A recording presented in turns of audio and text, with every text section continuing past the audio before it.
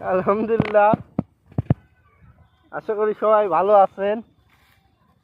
আমি এবার দেখাবো আপনাদেরকে বাম্পার ফলন রসুনি। দেখেন, একটা প্রায় 1 পোয়া করে ওজন। দেখেন রসুনের ভুঁড়ির অবস্থা কি। রসুনের গাছেতে ঘাস বেশি, আপনাদেরকে সরাসরি দেখাচ্ছি বাম্পার ফলন।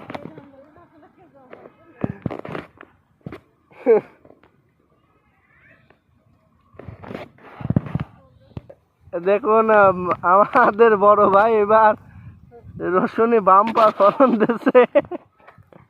আপনাদেরকে দেখাচ্ছি, একটা রসুনির ওজন হবে 1 পোয়া ওজন।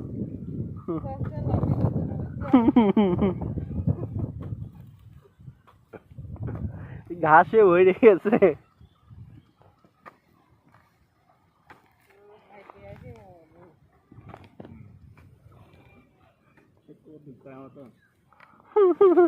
রসুন তো লিখিয়ে দেখি।